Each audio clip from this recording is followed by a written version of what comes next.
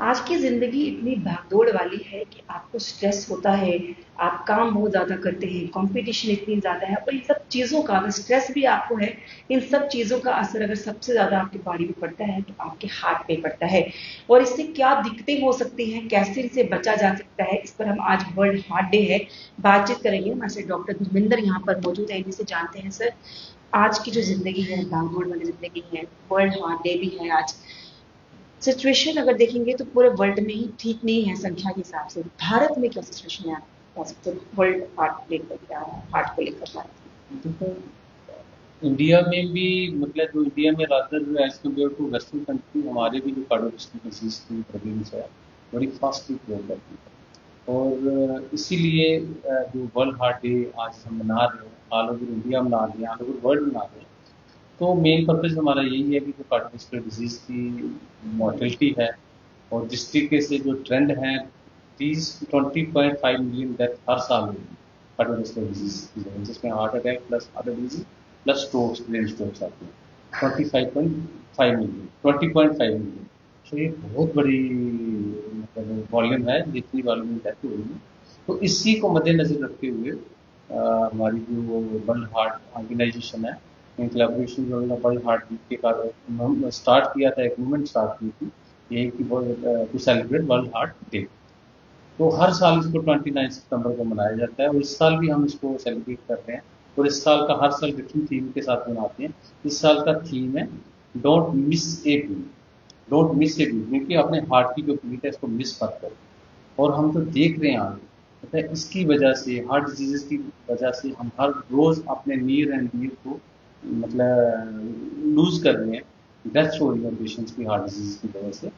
और जो ये वाली डेथ है कार्डियोवैस्कुलर डिजीज की, इसमें क्या है कि जो 80% डेथ होती है इनकी, उसकी जो प्री मेच्योर डेथ है हम उनको हम रोक सकते हैं कार्डियोवैस्कुलर डिजीज की वजह से जो है। और कैसे रोक सकते हैं, उसमें दो तरह के रिस्क फैक्टर होते हैं कार्डियोवैस्कुलर डिजीज के। एक रिस्क फैक्टर होते हैं जो मॉडिफाइएबल, एक होते हैं non modifiable. Non modifiable risk factor है जो, उसमें हो गया शुगर, डायबिटीज, हाइपरटेंशन और ये डिस्लिपिडीमिया वगैरह, या ये हो गया कि जिनको हम हो एज जाती है। एज एज को भी हम मॉडिफाई नहीं कर सकते हैं।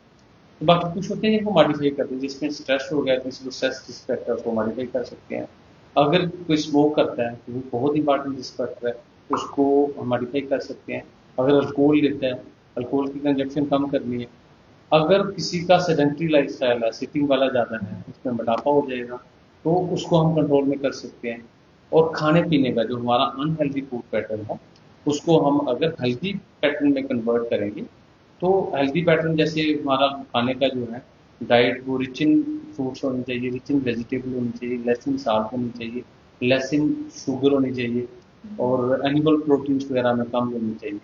तो अगर इन चीज़ों पे हम कंट्रोल करते हैं, तो ये रिस्पेक्ट है, तो काफ़ी हद तक इस जो कार्डियोवैस्कुलर डिजीज की वजह से डेथ है उसको हम कंट्रोल में कर सकते हैं। सर, पहले देखते थे, बोलते थे कि अगर डॉक्टर्स इवन की जो यंग एज में लोग जाते थे तो हार्ट में या बीपी वगैरह चेक नहीं करते थे, बोलते थे कि अभी 40, आफ्टर 40, जी, आफ्टर 50। जी, लेकिन अब हम देख रहे हैं कि बहुत सारे सेलिब्रिटीज को भी हमने देखा जिनका इतना अच्छा हेल्दी लाइफस्टाइल होता है, उनकी भी हमें डेथ देखी है कि वो किस तरीके से हार्ट लास्ट में बोलते हैं कि हार्ट वो क्रैक कर गया। क्या वजह यंग जनरेशन में इसको लेकर? यंग जनरेशन में यही हमारा जो लाइफ स्टाइल चेंज हो गया। पहले क्या होता, हमारा जो फिजिकली काम करते थे हम सिटीज में, देखो गाँव अब क्या है, अर्बनाइजेशन हो गया। लोग पहले गाँव में रहते थे, आज जो लोग गाँव में रहते हैं वो सिटी की तरफ आ रहे हैं। गाँव में रहते थे जो सारा काम खुद करते थे, फिजिकली करते थे, आज सारा मैकेनाइज्ड है। खेतों में काम करना पहले फिजिकली करते थे, आज तो सारा वो जी। मशीनों पे आ गया। तो जो फिजिकल एक्टिविटी है लोगों की कम हो गई है। वही आ गया कि सीडेंट्री लाइफस्टाइल आ गया। सीडेंट्री लाइफस्टाइल होगा तो उससे क्या होगा, मोटापा होगा। मोटापा होगा तो मोटापे से क्या होगा, शुगर होगी, बीपी होगी, कोलेस्ट्रॉल बढ़ जाएंगे। तो ये चीजें अब वही, ये अर्बनाइजेशन और जो मेकनाइजेशन की वजह से, और जो अनहेल्दी ये पैटर्न आ गया। और यंग जनरेशन में जो फूड पैटर्न है, गाँव में रहते थे, अच्छा हेल्दी खाना खाते थे। आज जो हम खाना खा रहे हैं, आपको पता नहीं आप क्या खा रहे हो। अगर वेजिटेबल्स भी बड़ी कम से भी जो आती है यूरिया वेजिटेबल वाली। वेजिटेबल दूध पी रहे हो, तो आप कह नहीं सकते कि दूध पी रहे हो। कौन सा दूध पी रहे हैं, किसका दूध है, गाय का, भैंस का, या कौन सा दूध है, और उसमें कौन कौन सी एडल्ट्रेशन है, तो ये चीज़ें सारी आज अभी के लाइफस्टाइल में जो है ये ऐड ऑन कर रही हैं, और हमारे जो कार्डियोवास्कुलर डिजीज के रिस्क हैं इससे इंक्रीज हो रही है सारा। जैसे पहले जो बुजुर्ग लोग थे वो कहते थे कि ये चीजें खा लो, घरेलू जो नुस्खे होते हैं खा लो, ये हेल्थ में क्या ऐसा है कि मतलब घर में अगर हम कुछ चीजें डाइट में इंक्लूड करें अपनी डेली में तो हम बच सकते हैं हार्ट की कुछ चीजें? डेफिनेटली उन चीज़ों का है जो हेल्दी पैटर्न है, और जो हमारे बुजुर्ग कहते हैं कि मतलब वो तो अच्छी डाइट भी जो उन्होंने खाई है अपने टाइम पे डाइट, तो उसके लिए बोलेंगे हमें। तो डेफिनेटली उन चीज़ों के तो अच्छे इम्पैक्ट हैं। और हमारे जो बुजुर्ग हैं, आप देखोगे 80-80, 90-90, 100-100 साल, तो हाँ, अब तो है इस ही। हिसाब से तो हमारा आने वाला टाइम जो हमारी आगे जनरेशन है, तो आप देखो छोटे छोटे बच्चे हैं जिनको हार्ट डिजीज होती हैं, मोटापा हो गया, शुगर हो गया, बीपी हो गया। तो अब ये चीज़ें सारी इकट्ठी हो जाएगी, किडनी इन्वॉल्व हो जाती है। और जैसे ब्लड प्रेशर का 50% लोगों को तो बीपी का पता ही नहीं होता, इसलिए उसको हम साइलेंट किलिंग कहते हैं। 50% हाइपरटेंसिव लोग होते हैं, उनको पता ही नहीं होता कि मुझे बीपी है।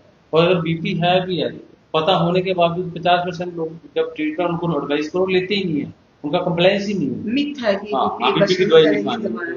तो ये चीजें सारी इम्पैक्ट करती हैं और बॉडी को तो खत्म कर देती हैं। तो पता तब लगता है जब तक किडनी टोटली उड़ जाती है, स्ट्रोक हो जाता है, हार्ट फेलियर हो जाता है, तो फिर बंदा कहीं का नहीं रहता। सर क्या टिप देंगे खासकर जो यंग जनरेशन में? यंग जनरेशन को मेरा आज के दिन यही टिप है कि वी शुड ऑल, मतलब young generation they should have एक हेल्दी फूड पैटर्न हो, जो बताया मैंने कि वो उसमें diet rich in fruit vegetable, less in salt sugar, और animal protein less in any diet. और साथ में जो फैट्स लेने हैं, अगर हमें जैसे ऑयल ही लेना है, मस्टर्ड ऑयल लो, ये जो बाहर वाला दूसरा रिफाइंड या ये मस्टर्ड ऑयल लो, मस्टर्ड ओलिव ऑयल लो, जो अच्छा आएगा।